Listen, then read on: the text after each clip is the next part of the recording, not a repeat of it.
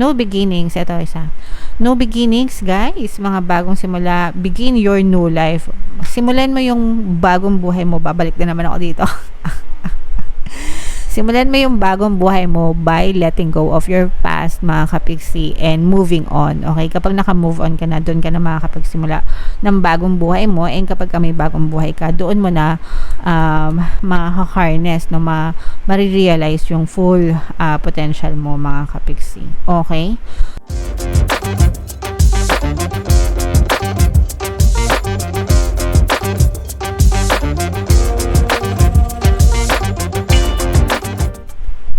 Hello guys, hello Libra, welcome back to Pinay Pixie Tarot. Ang pamagat ng episode natin for tonight is messages from the universe para ngayong August to September para sa Libra, Sun, Moon, Rising, Sign, and Venus.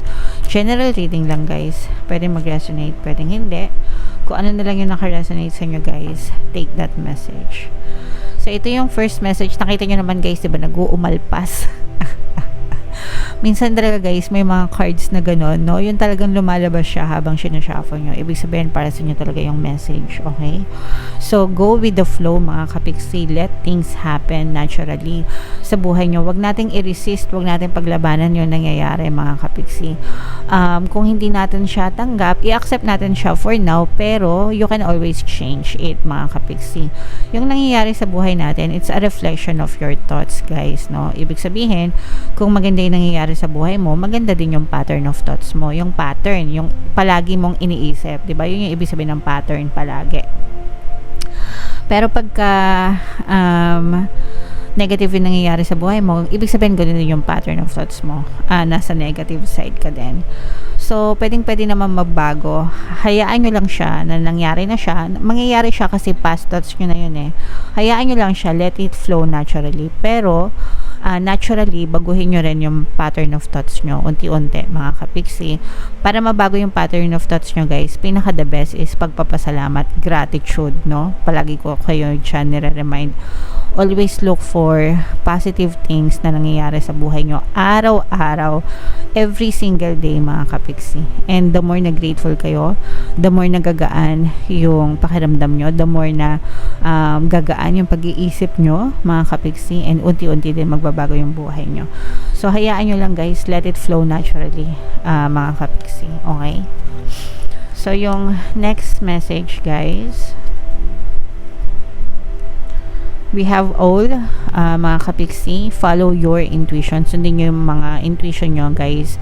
May mga pagkakataon na nahihirapan tayo magdesisyon, mag-decide sa ating buhay, mga kapiksi.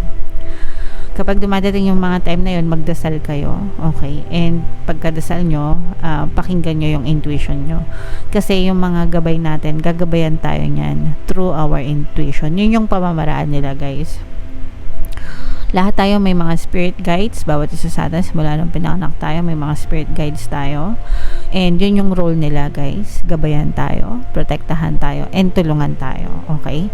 So yung intuition natin, yun yung ginagamit nila guys, na pamamaraan para tayo ay gabayan sa tamang landas. So hindi kayo mapapahamak. Kaya importante ang pagdadasal guys, no? Palaging magdasal guys, ugaliin magdasal.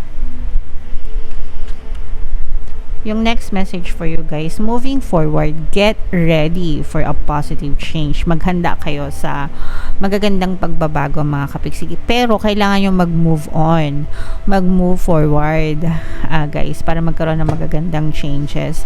Ibig sabihin, wag na kayong matrap, guys, sa mga nakaraan nyo, sa mga past. I-let go nyo na yun. I-comment nyo sa baba, guys. I release the past. I let go of the past. I am moving on. Yan. I-comment nyo yan sa baba, mga kapiksi. Kasi kapag hindi kayo nag-move on, hindi nyo na-let go yung past, mas stuck talaga kayo. Syempre, yung bitawan hinahatak kayo niyan, 'di ba? So, ang mangyayari talaga, mas stuck kayo, mga kapiksi. So, kung gusto niyo magkaroon ng magagandang pagbabago and changes, dun kayo magsimula, guys. You have to accept, tanggapin nyo. Tapos na yun, it's over. And i-let go nyo na mga kapiksi para hindi na kayo mahirapan, kasi sometimes yung sobrang stubborn nyo, yung kakulitan nyo, no, kayo na lang yung gumagawa ng sarili nyong problema kasi ayaw nyong bitawan, ayaw nyong kalimutan yung nakaraan. So move on din, mga kapiksi, pag may time para gumaan yung buhay nyo. Sa channel natin guys, meron tayong Ho'oponopono Subliminal. Makatulong yon para sa mga kapiksi natin na nagdudusa, nagdadanas ng mga emotional pain, para unti-unting matulungan kayo na gumaan yung mga pakiramdam nyo. Guys, super effective nun. Ang dami ng success stories nun mga kapiksi. So, basahin nyo na lang sa comment guys. Another message, we have competition guys. Etong competition, this is part of our society. Hindi pa tayo pinapanganak guys, may competition na, 'di ba? Kaya nga nagigera-gera yung mga bansa. Kasi naglalaban-laban sila, competition mga kapiksi. Pero 'di ba, nung mga bata pa tayo sa loob ng eskwelahan, kapag alam niyo yung sagot, ma'am, sir, teacher, 'di ba? Paunahan kayo sumagot kasi nga competition, no? Pero this brings out the best in you. Nilalabas nito yung the best version mo, best version ng sarili mo. And kailangan guys, pag sa competition, ganun yung ginagawa natin. Napapanahon nga kasi may Olympics ngayon, di ba? So binibigay nila yung the best nila. Pero ang maganda dyan mga kapiksi, is wag na wag kayong manlalamang, wag na wag kayong manghihila ng tao, ibang tao pababa para lang manalo kayo, 'di ba? Para lang umangat kayo. Kasi unang-una, hindi tama na manakit kayo ng kapwa nyo, manghila kayo ng tao pababa. Pangalawa, may balik na karma yan. Okay? So matakot kayo. Instead, i-focus nyo yung energy nyo sa sarili nyo. Become the better version of yourself. Sa kahit ano yan, trabaho, sa buhay, sa negosyo, sa pera, whatever mga kapiksi. Okay? Become the better version of yourself.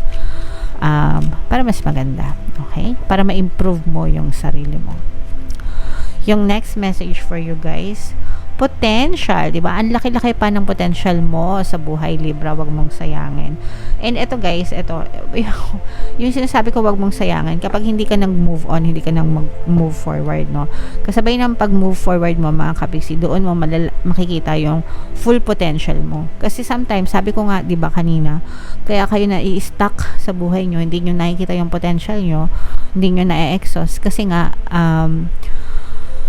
hindi kayo makalet go sa past. So, kailangan talaga yun guys. Importante yun.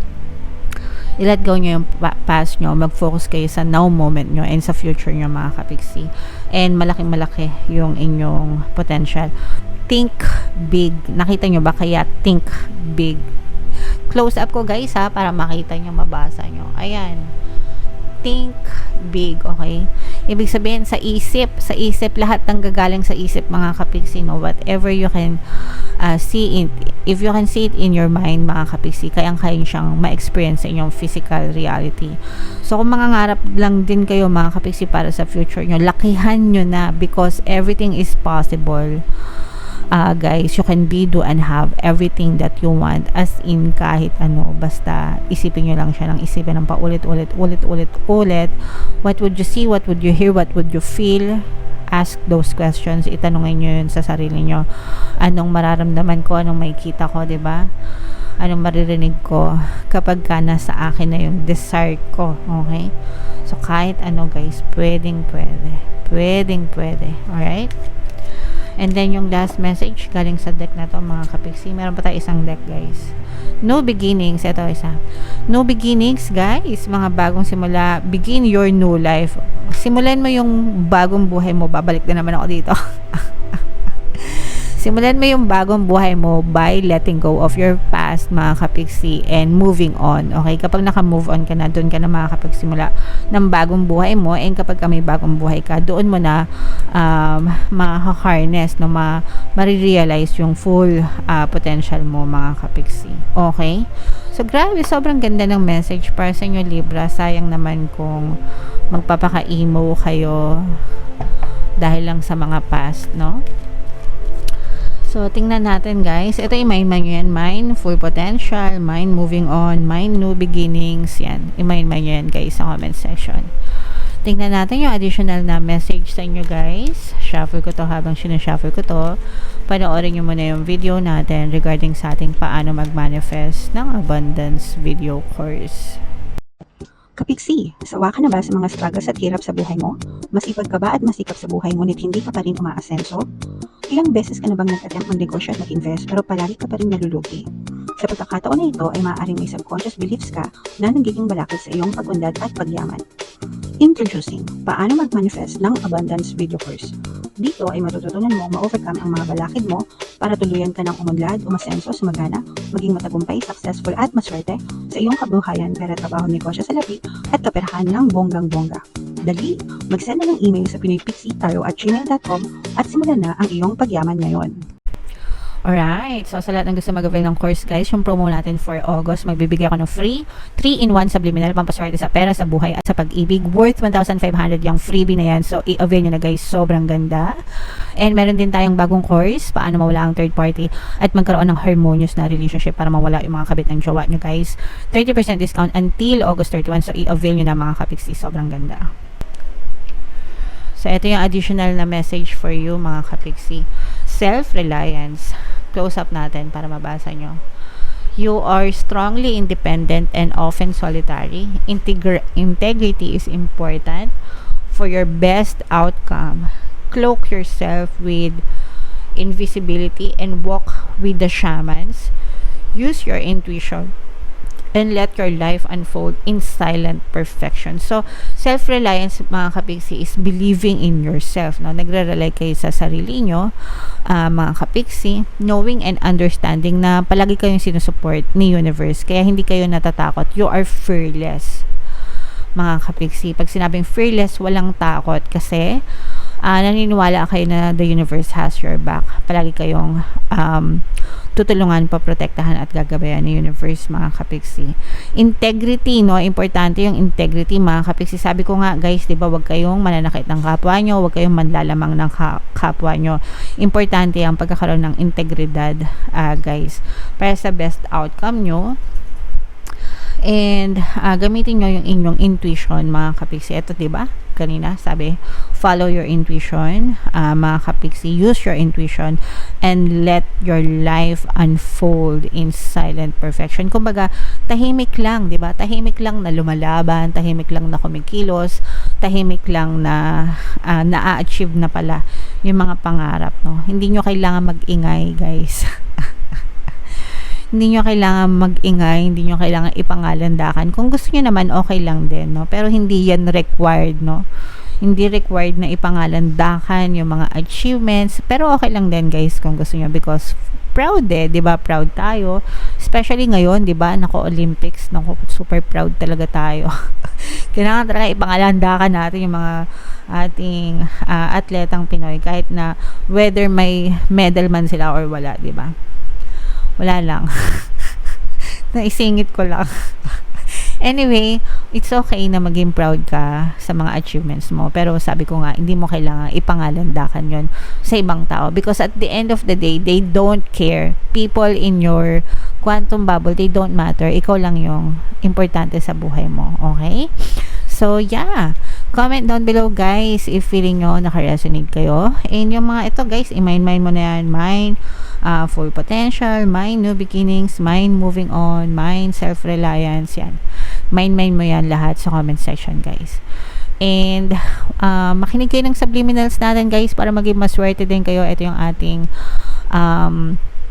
playlist. And ito naman yung ating success stars ng paano mag-manifest ng abundance video course. Click here to subscribe, guys, and click here to join our membership program. Thank you for liking, sharing, and subscribing, and see you again next time. I love you all, guys. Have a nice day. Bye-bye.